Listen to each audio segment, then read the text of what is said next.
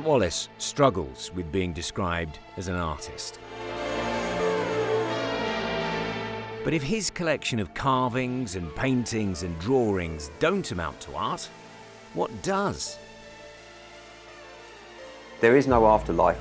We are part of the stars. We return to the ground. We will be part of the stars again. I believe there's longevity. So is this a celebration or a reminder to people to I find skulls and skeletons fascinating. If you go into the catacombs in Paris or the ones near to Rome, it's just fascinating. Everything we are is contained in this little lump. Everything we are.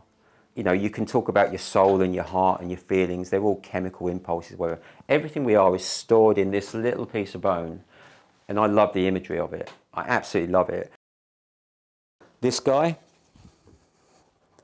brain skull guy, I'm not going to lie, it's easier carving something if you've got something to work off of. Now, you can make your own models. This one down here I made a plasticine model for, but quite available on the internet are medical skulls, but you can buy them. And I bought a medical skull that's down in my workshop purely because it had a rubber brain in it, and the brain you can take to pieces, and I find it fascinating. So this purely came about because I had a medical skull with a rubber brain in it. And I thought, that's great, and it's not going to be my last brain. There was so much fun, and I can't remember what all these ridges are called. There's a name for them, isn't there? And I've put my medical journal away for the day. But there's some real fun in just trying to replicate that, and this is just like, who doesn't? I've had people that can't look at it, though. I've had people say, no, that's not my cup of tea at all. But for me, I could sit there all evening just tapping the brain. A former police officer, he nearly died, aged 25, when his arm was badly cut in a fight with a suspect. He lost 4 pints of blood, and his brush with death changed his life. Once I survived that, I just lived my life with this sense of invincibility, that if I didn't die then, nothing can touch me. So every single incident I went to in the police, and it's why I got promoted twice quickly, I was incredibly successful in terms of thinking like a criminal. And I had the highest arrest rate for 3 years in a row in Margate. When I came to Maidstone, I had the highest arrest rate for the next year, and I got promoted on the back of all of this. But it just turned me into this person who never stopped. I never stopped. I was right at the front of all the violence. I was right at the front of, because I was never afraid.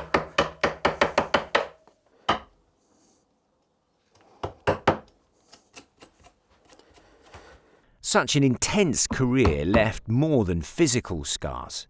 He eventually left the force and then spent 2 years travelling around the world, particularly across South America and Asia. This is the little book that I made when I was travelling. And this got flooded in a room in Nepal when I was in the mountains. All sorts of things happened. Oh, wow. So basically... So these are sketches that you did when you had time, you were bored, when you're waiting? Yeah, well, it started off, and my drawing isn't that great. So I disagree. It started off a little bit childish, really, I would say. And this is a place in Chile, actually. And there was I can't remember the name of the town, but this was like a 15-foot diameter well with all these, because the big bones that don't rot is full of femurs and skulls. And basically, the church at the time had a big clear out of prostitutes and homeless children and orphans in the town one night. And about 100 years later, they excavated it and found where they'd all gone. And so they arranged these piles neatly. But I was really profoundly affected by things like that. It doesn't appear on this table. It appears in a couple of the drawings, because they really leave a mark, things like this. I mean, like... So this book sort of just gradually progressed as I went through, and like I say, it got a little bit more detailed as my drawing skills improved. But yeah, to give you a good example of this table and the link to this is, so this is Cambodia, and that being Angkor Wat, obviously, but also the S21 sites. I think they're S21, I forget the details. Well, the sort of Khmer Rouge related the Khmer stuff. Rouge, the Pol Pot, Salazar guy, getting rid of a third of his population, I think. 2 million people, wasn't it? It's horrible. But anyway, I walked into this primary school in, where would that have been? Phnom Penh, I think. And they still had the beds in this primary school. They still had the chalk writing on the boards, and they still had the beds where people had been taken in and tortured and chained, and the stains underneath the beds. So just this horrible, horrible massacre. And you walk in there, and it's so profound. You know, just that. It's probably, I've never been to any of sort of like the Auschwitz or any of those kind of those places. camps. But it's a similar thing. It's so profound. And then as part of their display, as you go out, they've got all the pictures of all the people that went in there, and we're talking children and whatever, that never left this place, but they photographed them all. And things like that left a real mark, so I draw and paint those. And this was just a particular image of it. And this one, 239, this young girl, there was just this look of acceptance of her fate on her face. So when I came back, having made my little book what it is, this then became immortalised on here. So you've got the pile of bones here that they've got laying all over the country just to remind the younger population that don't believe this ever happened in their country now. You've got a bit of Angkor Wat, and in the little background detail there, in the middle of that, is this young girl, because it's just so profound. So this table then evolved. So this table is a kind of a history of your life in some ways. Well, the outside edges, the inside is very much sort of a decoration purely for the sake of framing a poem for a psychiatrist. This this outside edge then became a reference to my little book from my travels.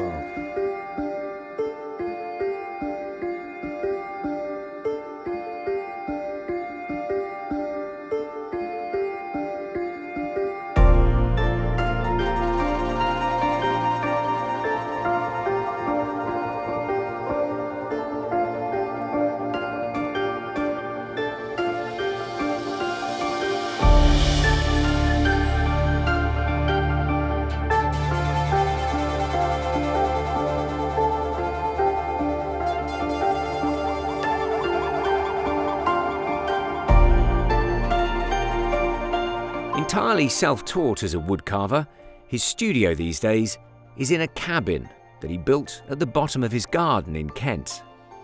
I'm not escaping from anybody or anything. There's something about being at the bottom of the garden. There's something about coming away from the world that is solitude and sanctuary and peace of mind.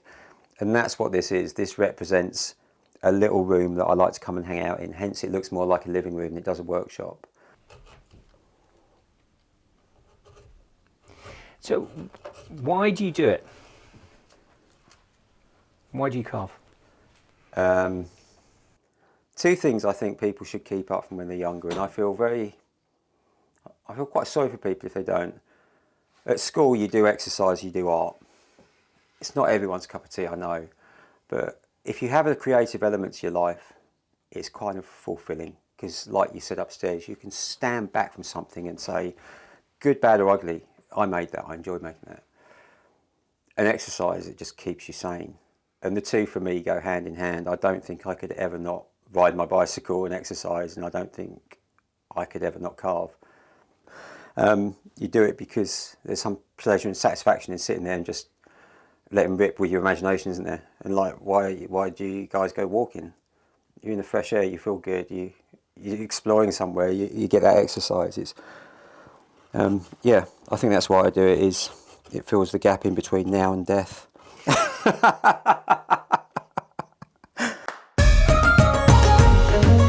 Ant Wallis has never shown his work publicly, never had an exhibition, never displayed his works in a gallery. That will surely change in the near future. Art is completely undemocratic. It's not about a vote or other people's opinion until you become commercial. It's about the pure pleasure of making it. That need to create all the time is something I've never lost ever since I was a kid. I've always had to draw something or carve something or make something out of paper mache. And I think that's why I think art's totally undemocratic, is, for me, I really fall into that category of I genuinely don't care what other people think. Until they express an opinion, then I care deeply. And I think that's like most artists, isn't it? Is unless you're commercial and then you make things that really just going to please other people, and I'm not sure I do. Lord Byron wrote a poem. Can I quote a poem out? You hate poetry. Go on. Start not, nor deem my spirit fled. In me behold the only skull, from which unlike a living head, whatever flows is never dull. And if I was going to quote my life, that would be it. It's like, it's all in there. and it's in there once.